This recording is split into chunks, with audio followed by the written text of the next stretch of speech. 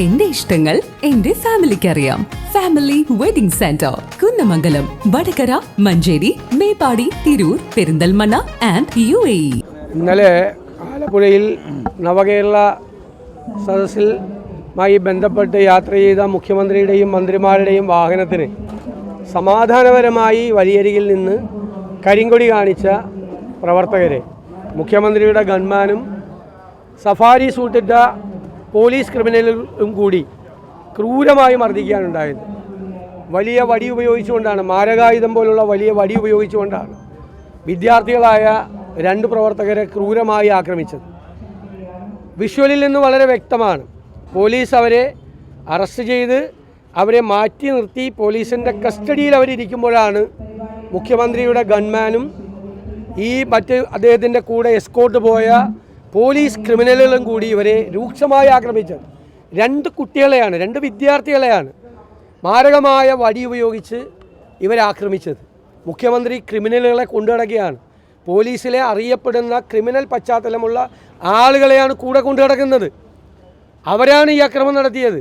മുഖ്യമന്ത്രിയുടെ ഗൺമാൻ, മുഖ്യമന്ത്രി ഇപ്പോൾ ന്യായീകരിക്കുന്ന കഴിഞ്ഞ ദിവസം മംഗളത്തിൻ്റെ സീനിയർ ഫോട്ടോഗ്രാഫർ ഒരു സർജറി കഴിഞ്ഞ് നിൽക്കുന്ന ഏഞ്ചലിനെ കഴുത്തിന് കുത്തിപ്പിടിച്ച് ഒരു പ്രകോപനമില്ലാതെ മുഖ്യമന്ത്രിയുടെ വഴി തടയാനോ മുഖ്യമന്ത്രിയുടെ വഴിയിൽ നിന്ന് ഫോട്ടോ എടുത്ത ആളല്ല ഏഞ്ചൽ.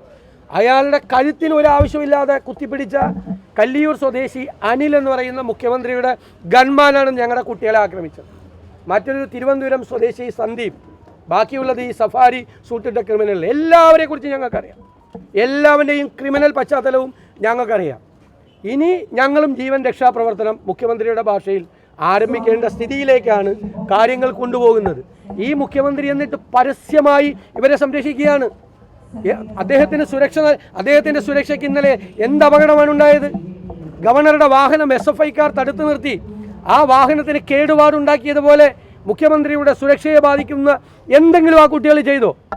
അവർ പോലീസ് കസ്റ്റഡിയിൽ അവരിയ്ക്കുമ്പോഴാണ്, പോലീസിൻ്റെ ലോക്കൽ പോലീസ് അവരെ അറസ്റ്റ് ചെയ്ത് അവരെ മാറ്റി ഒരു വശത്ത് നിർത്തിയിരിക്കുമ്പോഴാണ് ഈ ക്രിമിനലുകൾ വന്ന് ഈ വൃത്തികേട് മുഴുവൻ കാണിച്ചത്, ഈ ക്രൂരമായ ആക്രമണം അയച്ചുവിട്ടത്. അതിനുശേഷം KPCC ജനറൽ സെക്രട്ടറി MJ ജോബിൻ്റെ വീട് ആക്രമിച്ചു. അദ്ദേഹത്തിൻ്റെ ഓപ്പറേഷൻ കഴിഞ്ഞിരിക്കുന്ന ഭാര്യയെ തള്ളി മറിച്ചിട്ടു. വീട് മുഴുവൻ തല്ലിപ്പൊളിച്ചു.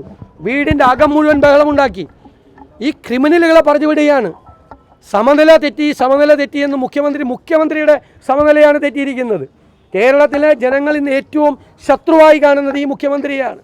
കാരണം ജനജീവിതം മുഴുവൻ ദുരിതത്തിലാഴ്ത്തി നാട്ടുകാരുടെ പൈസയിൽ ഈ നവകേരള സദസ്സ് നടത്തി രാഷ്ട്രീയം പറയുന്ന ഈ മുഖ്യമന്ത്രിയെ കേരളത്തിലെ ജനങ്ങൾ വെറുക്കുകയാണ്.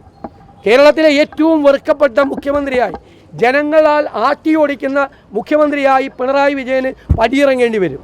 ഇയാളുടെ അവസാനത്തിൻ്റെ ആരംഭമാണ് ഈ സംഭവങ്ങളിലൂടെ കാണുന്നത്. എന്തൊരു ധിക്കാരമാണ്! എല്ലാവരെയും തല്ലിയൊതുക്കി മിടുക്കനായി ഭരിക്കാമെന്ന് മുഖ്യമന്ത്രി കരുതണ്ട.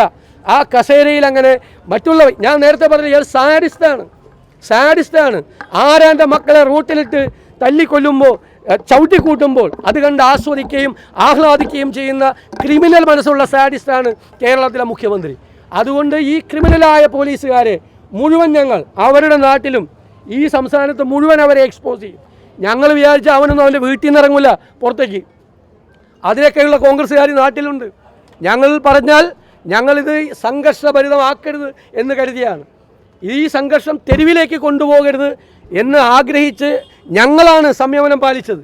പക്ഷേ എല്ലാ മര്യാദയുടെ അതിർവരമ്പുകളും ലംഘിച്ചുകൊണ്ടാണ് മുഖ്യമന്ത്രിയുടെ ധിക്കാരവും ജനങ്ങളുടെ നെഞ്ചത്തൂടിയുള്ള ഈ തേരോട്ടവും നടത്തുന്നത്. ഇയാളുടെ ധാരണ ഇയാൾ മഹാരാജാവെന്നാണ്. മഹാരാജാവ് എഴുന്നള്ളുമ്പോൾ ഒരു പ്രതിഷേധവും പാടില്ല. രാഷ്ട്രീയ നേതാക്കൾക്കെതിരായി, മുഖ്യമന്ത്രിമാർക്കെതിരായി, EMS നമ്പൂതിരിപ്പാട് ഉൾപ്പെടെയുള്ള ആളുകൾക്കെതിരായി നമ്മുടെ രാജ്യത്ത് പ്രതിഷേധം ഉണ്ടായിട്ടില്ലേ? സമാധാനപരമായി റോഡരിയിൽ നിന്ന് കരിങ്കൊടി കാണിച്ചാൽ ഈ മുഖ്യമന്ത്രിക്ക് എന്താ, മഹാരാജാവാണെന്ന് സ്വയം തീരുമാനിച്ചിരിക്കുകയാണ്. അധികാരത്തിൻ്റെ ധാർഷ്ട്യവും അഹങ്കാരവും തലയ്ക്ക് പിടിച്ച് സമനില തെറ്റിയത് മുഖ്യമന്ത്രിക്കാണ്. 8ാമത്തെ പ്രാവശ്യമാണ് പ്രതിപക്ഷ നേതാവിൻ്റെ സമനില തെറ്റിയെന്ന് ഒരു മുഖ്യമന്ത്രി പറയുന്നത്. നാട്ടുകാരുടെ ചെലവിൽ സ്റ്റേജ് കെട്ടി നവകേരള സദസ്സിൽ ഇരുന്നുകൊണ്ട് ആദ്യം പറയുന്നത് പ്രതിപക്ഷ നേതാവിൻ്റെ സമനില തെറ്റിയെന്നാണ്. ഞാൻ പറയുന്നത് ഞാൻ എവിടെ വേണമെങ്കിലും പോയി ചികിത്സിക്കുക, എൻ്റെ ചെലവിൽ ചികിത്സിക്കുക, മുഖ്യമന്ത്രി പറയുന്നിടത്ത് പോയി ചികിത്സിക്കുക. പക്ഷെ മുഖ്യമന്ത്രിയുടെ കൂടെ നടക്കുന്ന മന്ത്രിമാരോട് എനിക്ക് പറയാനുള്ളത്, വീട്ടുകാരും അടുത്തില്ലാത്ത സമയമാണ്. മരുന്നെടുത്ത് കൊടുക്കാൻ മറക്കണ്ട. ഏതോ മരുന്ന് കഴിക്കാൻ വിട്ടുപോകുന്നുണ്ട്. അതുപോലെയാണ് ഇങ്ങനെ തോന്നിയാസം പറയുന്നത്, തോന്നിയതുപോലെ ചെയ്യുന്നത്. മന്ത്രിമാരാണ് സഹായിക്കേണ്ടത്.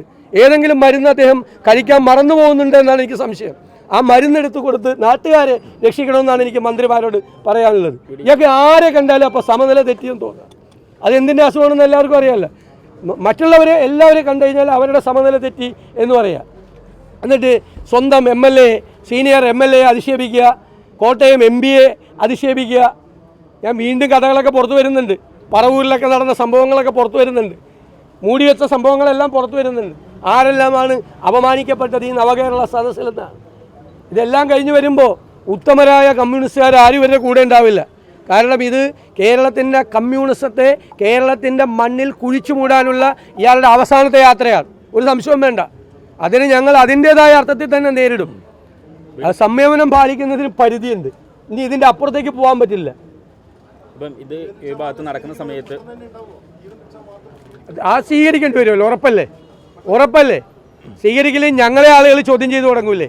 നമ്മുടെ രീതിയല്ല അത്, ഞങ്ങളുടെ സമീപനമല്ല. ഞങ്ങൾ ഒരിക്കലും തെരുവിലേക്ക് ഇത് വലിച്ചഴിക്കണം എന്ന് ആഗ്രഹിക്കുന്നവരല്ല. പക്ഷേ കേരളത്തിൻ്റെ തെരുവിൽ കേരളത്തിൻ്റെ മുഖ്യമന്ത്രിക്കെതിരായി ഒരു വിദ്യാർത്ഥിക്ക് കരിങ്കൊടി കാണിക്കാൻ പറ്റില്ല. കരിങ്കൊടി കാണിച്ചാൽ അവനെ മാരകായുധങ്ങൾ ഉപയോഗിച്ചുകൊണ്ട് പോലീസ് ക്രിമിനലുകളും കൂടെ കൊണ്ടു നടക്കുന്ന CPM ക്രിമിനലുകളും തല്ലി ഒതുക്കും എന്ന് വന്നാൽ അപ്പോൾ കാണണ്ടേ നമുക്ക്. പ്രതിഷേധത്തിന്റെ രൂപം മാറും. ആ പ്രതിഷേധത്തിൻ്റെ രൂപം മാറും. മാറ്റിയേ മതിയാവും. ഇതൊരു ഭാഗത്ത് നടക്കുമ്പോഴേ ഇന്നിപ്പം ഗവർണർ കോഴിക്കോട് എത്തുകയാണ്. വൈകിട്ട് 6:30 കോഴിക്കോട് വിമാനത്താവളത്തിലെത്തുന്നത്. SFI കാലിക്കറ്റ് സർവകലാശാല മാർച്ച് പ്രഖ്യാപിച്ചിട്ടുണ്ട്. ക്യാമ്പസിൽ കാലുകുത്താൻ അനുവദിക്കില്ല എന്നാണ് SFIയുടെ പ്രഖ്യാപനം. കരിങ്കൊടി കാണിക്കും എന്നുള്ളതാണ്. അതിനെങ്ങനെയാണ് നോക്കിക്കാണുന്നത്? അല്ല, അതാണല്ലോ ഇരട്ടത്താപ്പ്. CPMൻ്റെ ഇരട്ടത്താപ്പ്. മുഖ്യമന്ത്രി മഹാരാജാവാണ്, കരിങ്കൊടി കാണിക്കാൻ പാടില്ല.